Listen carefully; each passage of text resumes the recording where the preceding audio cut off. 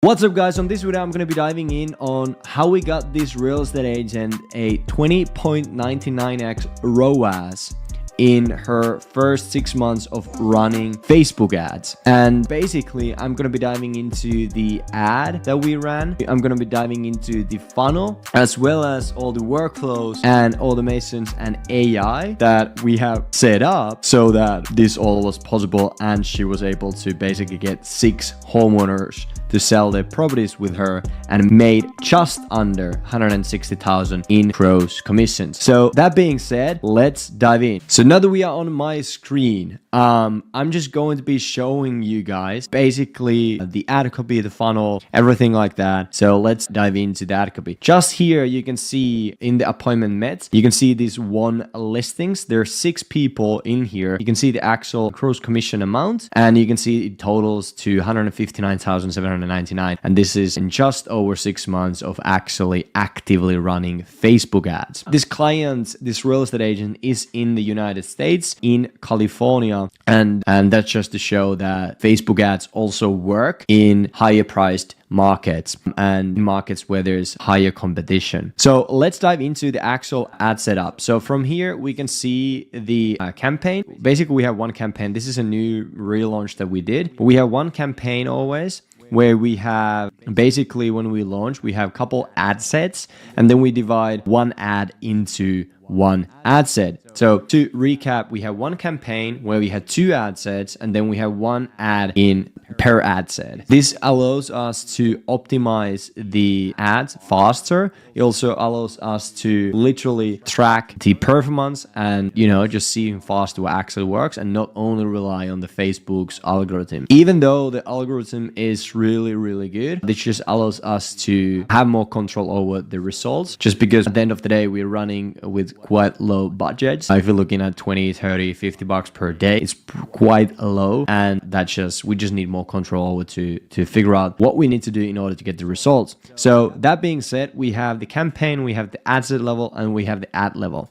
So let me just show you what the actual ad set looks like. We basically are running to a survey funnel, and this is the setup, and we have 30 bucks per day to this one ad set. We do basically feed placements on feeds, Facebook, Instagram, and then also the profile feeds and marketplace and video feeds. And we don't do at the moment anything else. So we keep it super simple. And obviously we give the location being broad and the everything broad. And just when it comes to, because we're running real estate ads in real estate market, we're using the housing category, special ad category. In some of cases, we actually have a few things that we can do that we don't need to use that, which is pretty cool. Just like how we run the ads. And that's a secret source that I can't give to you guys on this video, but maybe in the future ones, because as you can see here, this one is actually 5 mile radius, which is kind of cool.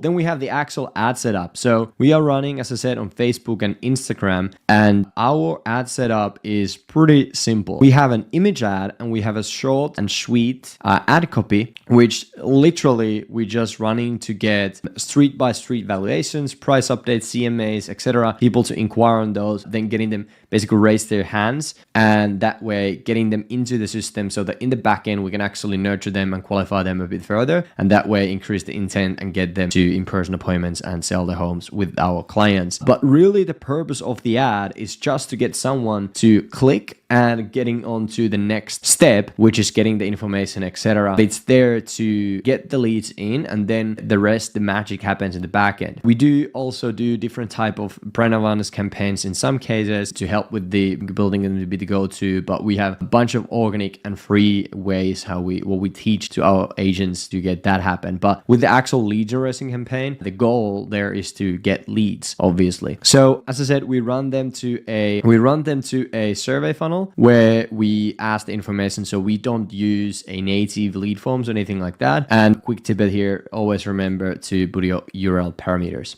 And yeah, we keep it super simple. We just really what we want to do here as as what the paid ads really is. It's just you buying data, and that's it. So that's what we do here. And I'm just showing you guys that this actually works. Just keep it super simple so it's scalable. You can actually find the ones that are working the best, and you can get those leads and you can get those opportunities. There's nothing too fancy in the actual ad setup.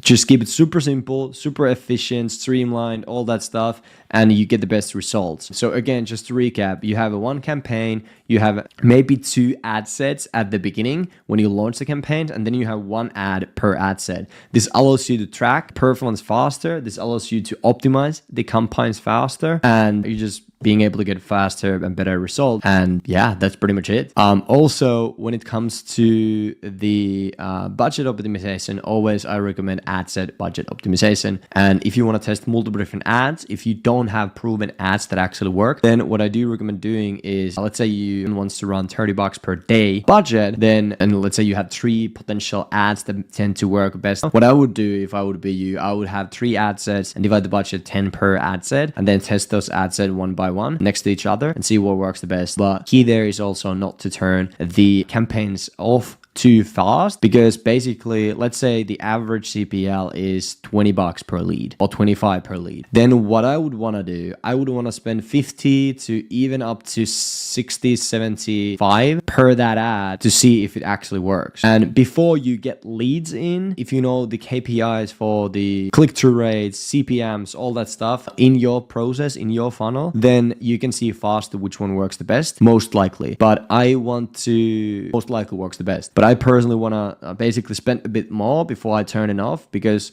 you may turn something off and it actually would have worked. You just didn't wait long enough. I would say to basically spend 2x the budget when you're testing and launching campaigns for that ad. 2x the, sorry, not the budget, but the CPL, the average CPL in your process or the goal, etc. But cool, awesome. That's about the ad. And then let's dive into the workflows. So the funnel. Here we see the funnel. So we, right now, with most of our clients, we use a super simple, stupid, simple, and boring 2-step funnel where we have an opt-in page with a long form survey, and we have a booking page where they can book a 10-minute conversation with the agent, 10-minute phone consultation. So the opt-in page purpose is to get the leads in, is to get the people to reply to the survey and, you know, opt in as a lead. The booking page purpose would be to schedule a phone consultation with the agent. Now, when it comes to stats, let me see what it shows up here. In basically the average is about 20 to 35 on the booking page, but we see it on her end, it's actually lower, but she's been really good with the opt-ins, plus the AI that I'm about to show you is crushing it. So basically, because of the AI function we have to the opt-in leads, we don't really even focus too much on the booking page, to be honest, because we tend to see that the ones that came in through the AI are actually more like higher intent than the ones from the booking page. So this ain't even a big thing. We just want to really get the ones who more higher intent to have the opportunity for them to book in a call right away, right then and there. But we have the booking page, where's the survey, long form survey, where we ask questions like obviously name, number, email, and then property address, relationship to the address, timeline to sell, etc. Stuff like that we ask on the survey. And then once they opt in, and if they don't book in a call from here, then what will happen is the AI will activate. So let me just show you the workflows.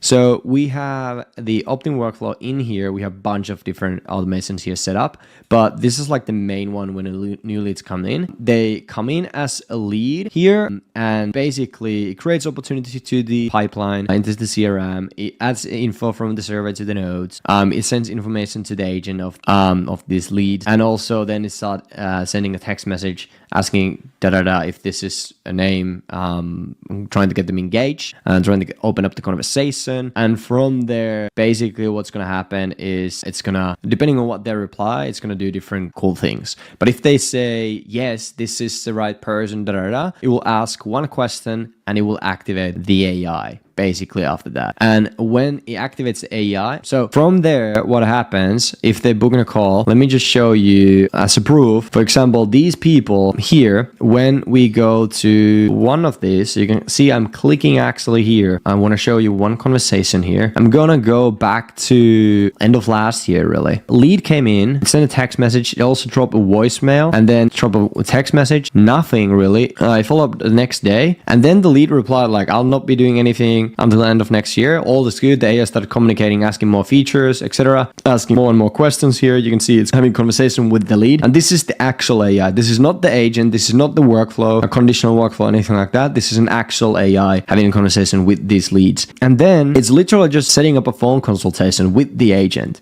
And what ended up happening is the agent got the phone appointment from here. I just saved you time. And then they signed the papers. They got the in-person appointments after a bit of follow-up. And basically, as you can see from the notes, which is 1.5 mil, is the property that is going to the market, which she makes out of that 2.5% in commissions, which basically comes to whatever we show here. Where do we have it? If I go back to the opportunities from here, 37.5 thousand in commissions that our client is going to make out of that. Actually, it's already sold. So she has done that. So that's pretty much how the AI works. So it literally just has a conversation with the person. It literally just has a conversation with the lead, and then increases the engagement, increases the intent, and gets more questions answered. It depends obviously on the lead and what they reply and what the AI will also say. But the goal for the AI is to book a phone consult with the agent. And what happens from there is the agent calls this person, has a phone consult utilizing our framework that we have built, a proven framework. And basically they have this phone consultation, and the goal in the phone consultation is to book an in-person CMA appointment. And they turn that in-person CMA appointment then to a listing presentation, which they either sign the listing or they don't sign the listing, and then they keep on continue following up. But that's how the process works. So you get a leads in, AI will start engaging, book a phone consult with the agent. Sometimes the AI won't do that. Sometimes the lead won't reply, and the agent will go in there doing what we have teach them to do with opt-in leads and calling them and having a conversation, and that consultation right then and there when they get someone to pick up the phone, utilizing our proven framework. And then from there, they again schedule the in-person CMA appointment, they turn into listing presentation, they turn into listing sign, they put them home on the market, and they make some money. So, and then they scale the ad spend and scale their results. That's pretty much how it works. Let me see if I missed something from here. I think I got them all. But we have a bunch of different workflows that I could show you guys, and probably I will at some point in time on this channel. But right now, the main thing from here is to just understand the process and show you how simple it is at the end of the day to get something working, and why the simple works the best.